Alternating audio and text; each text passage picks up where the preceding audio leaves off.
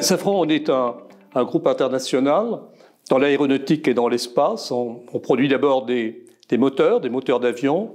On a une alliance avec GE dans ce domaine depuis les années 70. On produit les moteurs des 737, et on a 100% du marché.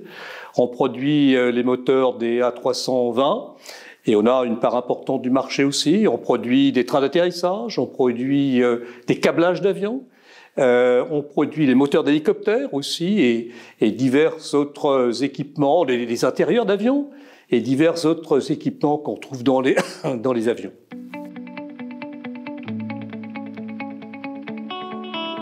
On va recevoir, enfin je dis on parce que c'est moi qui reçois au nom de toute l'équipe du Mexique, de toutes les équipes du Mexique dans les différentes usines. Nous avons une vingtaine d'usines et une dizaine de milliers de personnes, 9000 aujourd'hui, qui travaillent dans nos usines.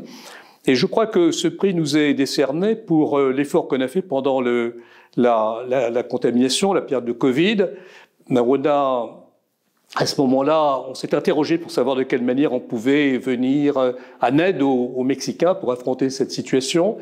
Et du coup, maintenant, au Mexique, on est un peu connu, non pas comme une entreprise d'aéronautique et de l'espace, mais comme une entreprise qui produit des dispositifs médicaux. Donc, je dis ça un peu en matière de plaisanterie, mais on s'est lancé. Donc, on a d'abord fait des visières, on a fait des masques en quantité très importante, 100 000, etc. On a produit des aérobox pour le transport des malades, pour éviter tous les risques de contamination. Et puis surtout, on s'est lancé dans une grande aventure parce que le Mexique n'avait pas de respirateurs. Et donc, c'était absolument tragique. Les gens arrivaient à l'hôpital et puis on ne pouvait pas faire grand-chose pour eux. Il n'y en avait pas sur le marché, on n'en trouvait pas à ce moment-là. Donc, on a lancé nos équipes d'ingénieurs pour voir ce qu'on pouvait faire. On l'a fait évidemment en accord avec les autorités locales, les universités, les centres de recherche. 40 ingénieurs ont participé au design et puis aussi une soixantaine d'opérateurs qui se sont lancés dans la fabrication même des ventilateurs. Il y a eu aussi une vingtaine de personnes, 120 au total, qui ont participé pour les achats, pour les problèmes douaniers, etc. Et donc, on a produit finalement 1500 ventilateurs, 1000 ventilateurs pour des soins très intensifs, 500 pour des soins un peu moins exigeants. Et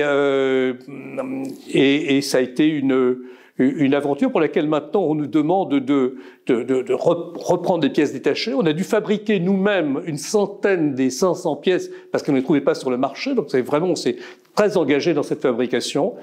Et au fond, on en est assez fiers parce que je crois que ça a rendu des services, ça a sauvé des vies et ça a répondu à un besoin que les Mexicains avaient à ce moment donné. C'était pour nous une manière de les remercier pour cette implantation qu'on a eue dans le pays depuis plus de 30 ans.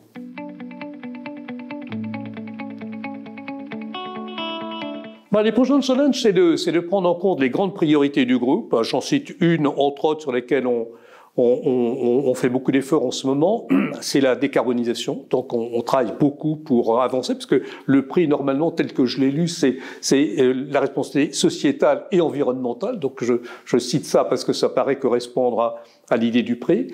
Et puis d'autre part, continuer les efforts pour proposer à ceux qui viennent travailler chez nous des avenues ouvertes pour des carrières.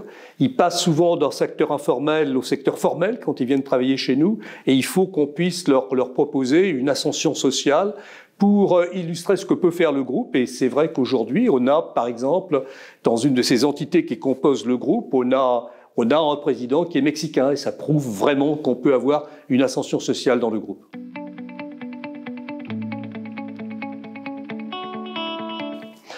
L'entreprise, elle est forcément touchée par ce qui a touché l'aéronautique, mais comme vous avez pu voir, il y a un redémarrage très fort. Les commandes d'Airbus vont en augmentation. On a même pris un peu le retard pour fournir les moteurs. En réalité, les gens veulent voyager. Et il faut que nous puissions les faire voyager dans de meilleures conditions, à la fois des conditions de confort, mais aussi en préservant l'environnement. Et donc, on travaille énormément sur des nouveaux moteurs. Comment est-ce qu'on va faire des économies de combustible et donc des économies d'émissions? Et comment on peut assurer le transport des gens dans les meilleures conditions possibles.